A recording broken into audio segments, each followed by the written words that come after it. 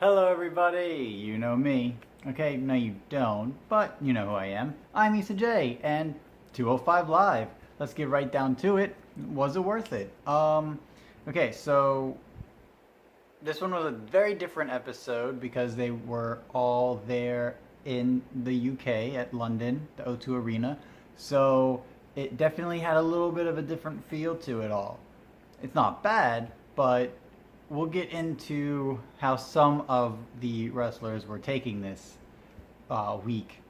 So, as always, backstage segments first, and there was only three that I could remember. The first one being a hype package for Buddy Murphy, and he's basically saying how he was never handed anything. He had to work super hard to get to where he is. That's why he deserves the title. That's why he's going to become the next cruiserweight champion. And I thought this was actually really, really good. He shows how Buddy was a NXT tag team champion, and he's like, yeah, if that's taken away from me, then what have I accomplished? Nothing.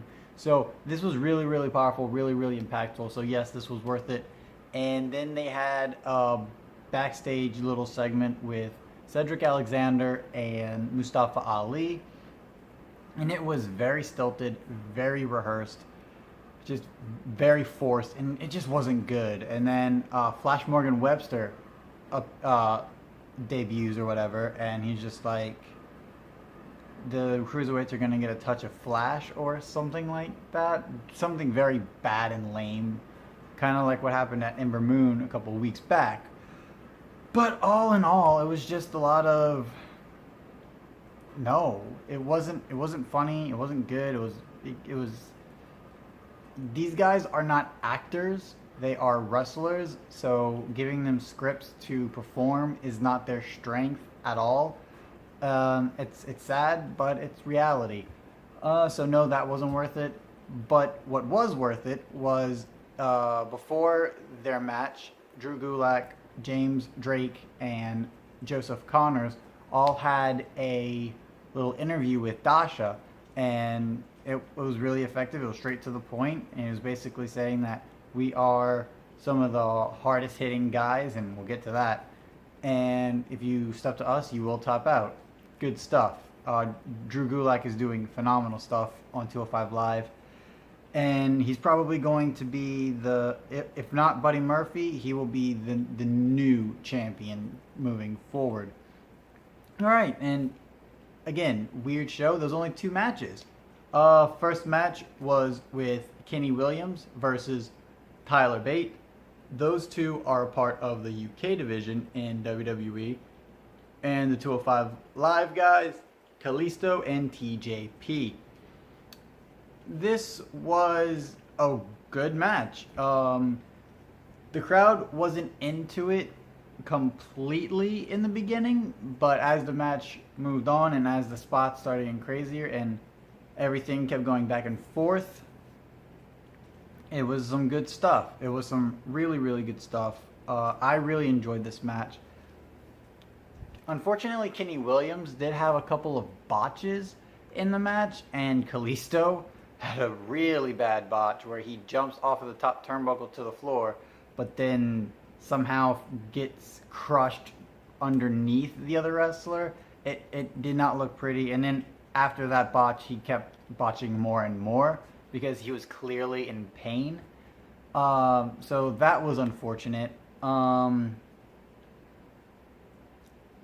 the match itself, other than those couple of negatives, the match itself definitely had a flavor to it, if you will. Yeah, it definitely kept on and told the story of Tyler Bate versus TJP in the Cruiserweight tournament this past February, I believe they did, or January. I think February, though. Don't quote me on that.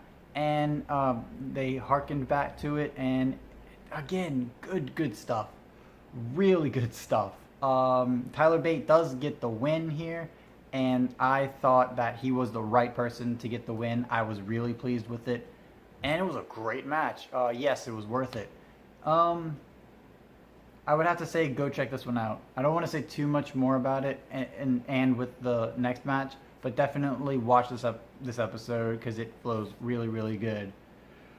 The unfortunate thing though was there was like 3 different commercial spots because they only did 2 matches, so that was annoying. Now the final match, we had Cedric Alexander, Mustafa Ali, and Flash Morgan Webster versus Drew Gulak, Joseph Connors, and James Drake. Drake Maverick on commentary, but I never really talk about commentary anyway. This was another good match. It's not, and it wasn't your typical 6-man tag match or your typical tag match that WWE produces. They went for the hot tag. They did build to the hot tag, but only once. And even though they built for the hot tag, they didn't treat it like that. They actually, the way the match flowed and the way it all went together was actually really, really cool, really, really different, especially for WWE. Mustafa Ali probably looked the best he's ever looked, in my opinion, here. Other than last week against Buddy Murphy, he actually did more. He wasn't just a ragdoll. Flash Morgan Webster, though, he was the ragdoll. Drew Gulak just knocks him in his mouth, just gets busted open. He's bloody for the rest of the match. Towards the end of the match, Joseph Connors gets his mouth busted open. He's bloody for the rest of the match. So it was an intense, hard-hitting match. Like I said earlier, Cedric Alexander, I think he thought of it as a house show because he was not taking it seriously at all. Everyone else was. He was not. He was being very loud, very vocal. It was like, "Come here, I got you now. Oh, here we go." And it was kind of distracting, not gonna lie. But he still performed really, really well. Then Drew Gulak was really, really good here. He looked really powerful. He's the reason why Flash Morgan Webster got his mouth busted open.